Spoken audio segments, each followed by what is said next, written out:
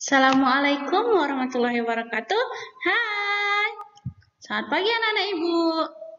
Baiklah, berjumpa lagi kita dalam layanan bimbingan konseling, yaitu layanan informasi tentang bersyukur dengan hati yang ikhlas. Ya anak-anak ibu, di sini sebelum kita mulai materi hari ini, materi layanan informasinya, sebaiknya kita berdoa. Berdoa dimulai.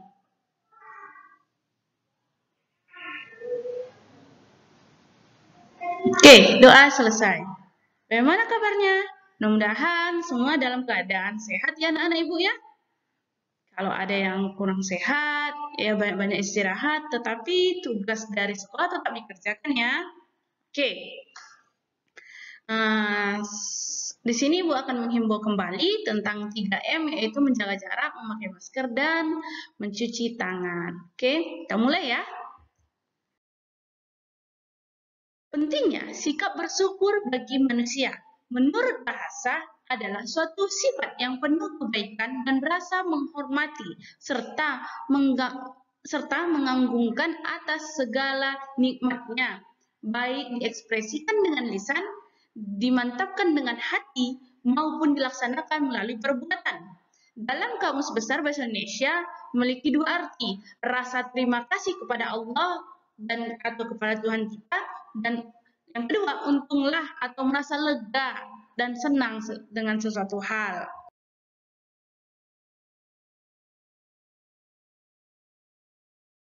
Manusia pasti pernah merasakan bahagia, sering atau jarang. Kebahagiaan tersebut bersumber dari mana saja atau disebabkan oleh apa saja, entah karena prestasi yang kita capai, penghargaan yang kita dapatkan, berbagai fasilitas yang kita miliki, kebaikan yang kita terima dari orang lain, atau apapun penyebabnya. Setiap manusia wajib mensyukuri terhadap nikmat yang telah diberikan oleh Tuhannya. Kita memiliki orang tua yang telah melahirkan kita, memiliki kondisi fisik yang sehat, atau saudara, teman yang mencintai, tanah yang subur dan makmur, masyarakat atau suku bangsa Indonesia yang beragam, dan lainnya. Bersyukur dengan ikhlas terhadap nikmat dari Tuhan akan memberi kebahagiaan yang tak ternilai harganya. Cara bersyukur kepada Allah. Berikut adalah bersyukur kepada Allah atau kepada Tuhan kita, diantaranya bersyukur dengan hati nurani. Kata hati alias nurani selalu benar atau jujur.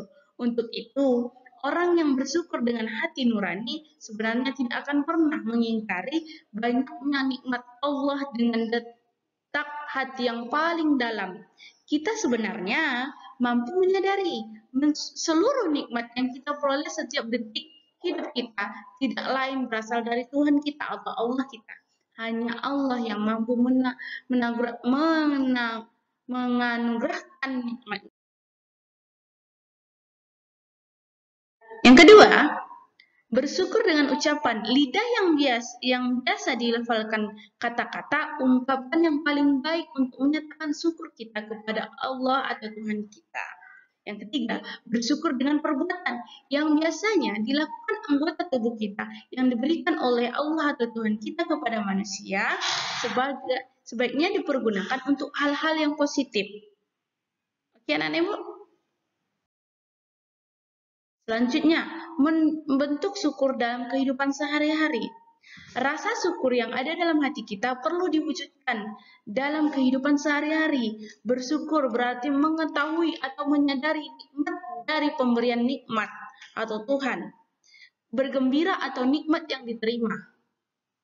Melaksanakan apa yang menjadi tujuan pemberian nikmat, yaitu beribadah kepadanya. Segala pikiran atau perilaku baik yang dilakukan untuk mengharap ridho Allah adalah ibadah, atau mengharap ridho dari Tuhan kita adalah ibadah. Sebagai contoh, menolong kakek menyeberang di jalan raya adalah suatu ibadah ketika dilakukan hanya untuk mencari ridho Allah.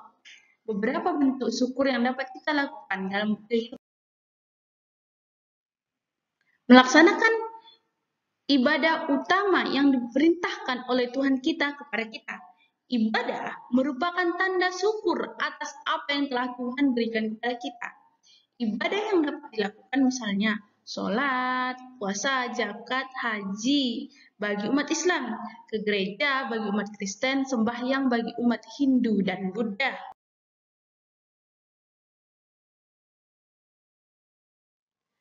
Menjaga kesehatan fisik. Tidak melakukan sesuatu yang membahayakan fisik dan mental berarti menjaga nikmat kesehatan yang Tuhan berikan kepada kita.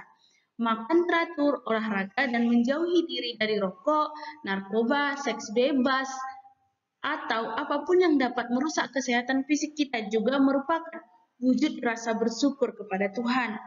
Menjaga kesehatan mental dan pikiran. Tuhan menciptakan otak untuk berpikir, membantu kita dalam menyelesaikan masalah dan membuat keputusan sebaik mungkin. Oleh karena itu, kita patut menyukuri dengan melakukan aktivitas yang dapat mengembangkan pikiran seperti rajin belajar, membaca, mengkaji ilmu hingga mengetahui kita semakin bertambah. Sebaliknya, kita juga perlu menjaga pikiran dari hal-hal yang dapat merusak seperti dengan menjauhi diri dari bacaan, tontonan, ataupun yang mengandung pornografi dan pornoaksi karena dapat mengganggu konsentrasi dalam belajar dan bekerja. Mengembangkan potensi untuk masa depan. Cara kita menyiapkan masa depan merupakan bentuk syukur kepada Tuhan. Contohnya, aktivitas mengembangkan potensi yang Tuhan berikan untuk kebaikan. Misalnya ketika mengetahui diri kita berbakat dalam menulis, kita mengembangkan dengan sering menulis cerpen atau ikut sanggar tulis agar semakin terasa kemampuannya. Kita harus berusaha semaksimal mungkin untuk mengembangkan diri kita agar di kemudian hari berhasil mencapai kesuksesan tersebut. Kalaupun kita mengalami kegagalan dalam usaha mencapaikan sukses, jadikan ilmu pengalaman dan pelajaran yang berharga untuk mencapai keberhasilan. Memanfaatkan potensi untuk membantu sesama. Orang yang bersyukur ingin menjadi yang terbaik dengan memberikan manfaat yang banyak bagi orang lain di sekitar kita. Masih banyak orang yang menderita karena kemiskinan, pengangguran, cacat fisik, mental, dan sosial, tertimpa bencana alam, dan lainnya. Gerakkan hati kita untuk bisa membantu orang yang menderita dengan cara menyisihkan uang jajan untuk mereka, memberi bantuan obat-obatan, menyumbangkan tenaga untuk membantu kegiatan sosial. Tidak menyebabkan orang menderita, menjauhkan diri dari sikap yang menyebabkan diri sendiri atau orang lain menderita merupakan wujud syukur kita kepada Tuhan. Misalnya, tidak menjerumuskan teman ke pergaulan yang buruk, tidak melakukan perusakan terhadap barang-barang milik orang lain dengan mencoret-coret tembok, dan tidak mengganggu keamanan dan menyebabkan orang lain dengan merokok, mengancam, menghina, membentak, menyindir, mencederai, atau melakukan tawuran pelajar. Oke, cukup sekian materi kita hari ini, materi tentang nikmat bersyukur. Baiklah, di sini Ibu tugasnya tetap sama, dibuat kesimpulan dari situ, dituliskan, difotokan, kirim ke WA atau ke classroom ya. Oke anak-anak Ibu, ingat 3M, mencuci tangan, memakai masker, dan menjaga jarak. Cukup sekian, Ibu tunggu. Assalamualaikum warahmatullahi wabarakatuh. Selamat pagi.